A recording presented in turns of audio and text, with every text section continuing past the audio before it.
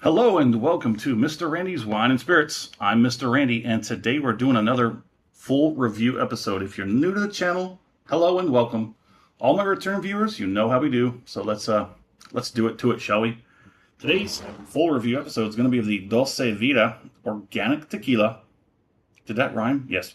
100% pure agave, handcrafted, 80 proof, which is 40% alcohol by volume. Made in Mexico. And Dulce Vida Spirits out of Austin, Texas. There you go. There's your NOM certification. There's your website. Produced and bottled by Grupo Industrial Los Altos. Didn't we just do one Los Altos? Yeah, I think we did. From Jalisco. Gordo. Sí, mi gordo. Imported by Dulce Vida Spirits, Austin, Texas. Certified organic. So the organic part is, we'll talk about that in a minute. Government warning, don't need that. Okay, so this is another thing we need to talk about. The kosher, the certified organic, USDA organic, blah, blah, blah. It's got some nice, cool designs on it. I'm supposing that's supposed to be like a sort of spin on the agave plant, maybe. But let's get this popped and in the glass. We started off good with that cork, and then it just went, nah. So I've been looking at this Dulce Vida.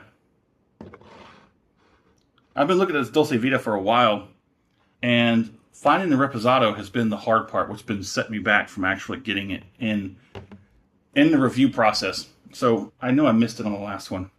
Now I remember I missed it on the last one. So I do a 3-part series to my review process. Part 1, off the rip. Get it home, crack it open, have my first pour, share my first impressions with you because that's what I do. Part 2, full review time. We drink it down halfway, about, we let it sit, put the cork back in it, put it on the shelf, let it sit for a week and a half. While it does that, I go online, find out as much as I can, come back, we'll talk about it. I will score it and continue to drink it because part 3, final pour episode, thusly named, we'll have that final pour in the glass, compare it to the first pour off the rip, and everything in between. Dulce Vida. So they have, I would say a slightly extensive line. They've got some fruit flavor infused, blood orange, I think maybe. They got lime. Pineapple. I have not tried any of these flavor infused tequilas. I like to keep things as straight and organic as possible because that's where we really want to start. I mean, some people tell me I should start with the Blanco, then do the Reposado. I say I like Reposado better, and if the Reposado is good enough, I shall go back and try the Blanco. On the nose. Interesting. I have some thoughts, but I'm going to hold on to them for a moment. They say they use 100% Blue Weber agave, matured. So what is mature? Matured agave starts at about 6 years, and it goes 6 to 8 years. That's when they say that usually that's the mature range. That's when they really harvest them, is between 6 and 8 years. The pina is the heart of the agave plant, and they say they can get up to 200 pounds. That's after you pick off all these like frond leaves and whatnot. I do have a story from my youth when I worked as a landscaping foreman. Some Hispanics. Yeah, they got me. Okay. I just say they got me good, but I was young and dumb. But anywho, so they say they roast these peanuts for 20 hours, and then they milled and musto, and they use open air fermented, vats, not really vats, but they use American X bourbon barrels. And for the Reposado, it rests in these barrels for 11 months, while the Añejo rests for 24 months. Now, they claim all of these are small batches. Now, for all of you out there who don't know what small batches are, the term means, or you're saying small batch doesn't mean jack squat, let me tell you something. There's a difference between small batch and continuously produced. Continuously produced means it doesn't stop. It's just a continuous conveyor belt. They go out in the field, they bring it in, they roast it, they chop it, they mill it, they whatever, they ferment it, they distill it, they bottle it, and it just never stops. Small batch is where they do a certain batch, they stop and they clean out and they reset. They go do another batch. That's small batch. And whether or not the companies are doing it properly, that's up to them, and that's up to you as a consumer. So they claim this is additive free, USDA organic, and it's kosher. All spirits are kosher because and all spirits, well, I don't think all spirits are kosher, but all spirits are gluten free because it doesn't survive the distillation process. I'm tripping backwards. So, on the nose, how do I feel about all that? I think it's pretty good. We'll just have to move forward. So this comes from Milestone Brands Local Limited, LLC. So Milestone Brand, right? Brands. Did I see that? Did we see that on the bottle anywhere? It says, no. Nope. Nowhere on the bottle. But it is on the website. It's produced by Milestone Brands, LLC. I guess that's the overall parent company that owns it. So let's get this on the palate.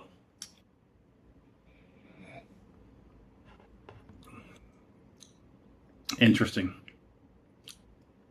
I felt differently off the rip. I paid $40.04 out the door. Where did I say I got this from?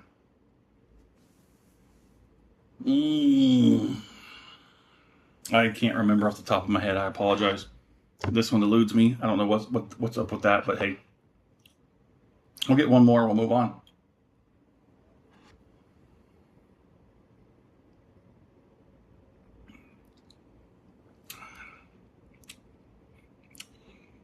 It's got pretty good, look at that. It's got some good viscosity. Transfers pretty well to the palate. Very interesting. I'm kind of torn. There is a part of me that wants to say there may be glycerin in here. A very, very small amount. So here's the thing. You can technically have, what is it? Just under 2% additives and still call it additive free. So the tequila industry is really starting to clamp down on a lot of this stuff that's just sliding through. You may say, oh, well, you're allowed just under 2%. Some people are sliding like 6-7% in there because if nobody's testing it, you could do whatever you want. They don't have a strong regulation body in place, but they're working on it. And we're looking at you, Diageo. Diageo is a mega corporation that's gobbling up all these small distilleries, breweries, and they're killing them. They're driving them into the ground because big conglomerates, they can't have enough finesse to utilize small-time distillers and companies. So what they do is they try and streamline it, they try and cut corners as much as they can, and they end up destroying it. And that sucks because people who have a local distillery or brewery or a village that produces this stuff does it, and most of the locals buy it because it's good. It's like raw and it's cheap. Not cheap, but inexpensive.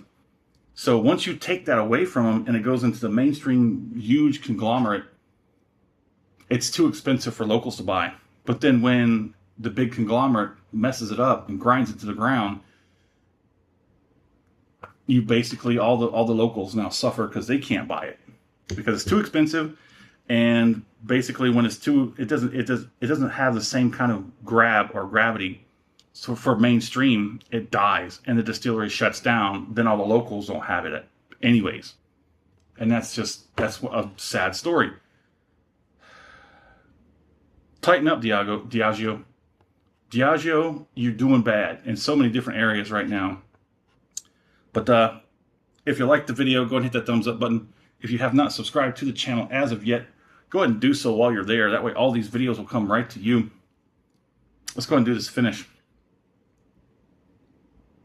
We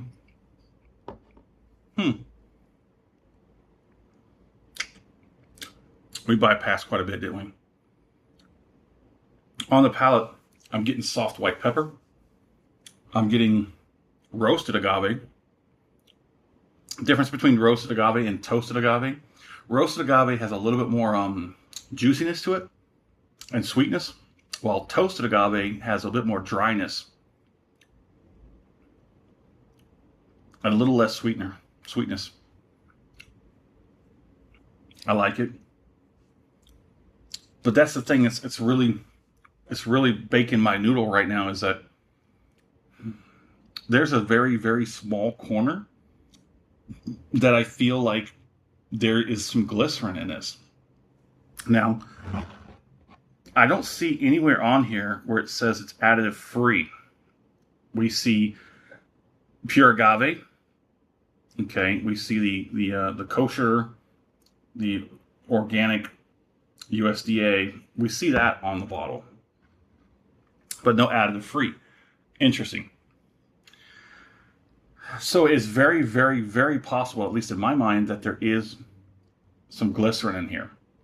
It's a very small part, but come back for the final pour episode for my final thoughts on it. Well, let's score it, shall we? $40 out the door. Availability is shady. It's off and on. Like I said, this one was hard to find, but I wasn't really looking for it. But I would look for it whenever I go out for tequila, and I wouldn't see it, so I just pass on to the next one on my list. There's a Blanco, there's a Reposado. I'm sorry, there's an Añejo, but there was hardly ever the Reposado. So when I finally found it, ah, yes, I remember where I got it from now. I'm going to put the name of the store right there. It's just down the street from me. Yeah, that's the name of this little shop I got it from. It's right next to like Sprouts organic supermarket or whatever it is. But there it is. Let's score it. $40 out the door, kind of local. I think they had a couple more bottles on there. They did have the Blanco and the Añejo. My score is going to be a solid 4 out of 5. It's a solid 4 out of 5. It's got more of a deeper palate. It's got some deeper good flavors. There's not a lot of brightness, but there's a little bit of deeper richness. I think it's pretty good. I think it's just a bit above mid. It's like mid to moderate. So yeah, there it is. My fair price on this, I'd like to see it probably closer to 30 than 40. But then again, I mean, if it is everything that they claim it is to be, like the pure agave, it doesn't say Blue Weber, it doesn't say which one, but it does say it's additive free, USDA organic, all that other stuff. There's no additive free statement on the bottle label. So that's a little bit questionable. There's a few red flags, but hey, it's not bad. I mean, they're not claiming it on the label to say it's additive free. So if there is a little bit of glycerin in here, I wouldn't say it's a bad thing. And it does kind of actually help with the flavor profile. There's nothing too exuberant about the palate. It doesn't bring out a whole lot of anything in any sort of area. It's somewhat relatively balanced and rounded. And it is a pretty good tequila. And it is within my price range of $30 to $40 for a good bottle. So I think it fits the bill. And so there's that. So we'll leave the price point where it's at. Would I buy this again? No, I don't think so. I mean, everything that it is, it's fine and dandy, but I just don't think it's for Mr. Randy. Anywho, enough rhyming. Dr. Seuss is calling. What do you... In the comment section, I'd like to know where you're at. What are you currently drinking? Have you had a Dulce Vida organic tequila? Do you believe it's everything they say it is? Let's talk about it in the comment section. And as always, thanks for stopping by here at Mr. Randy's Wine and Spirits. We'll call it a good one, for sure.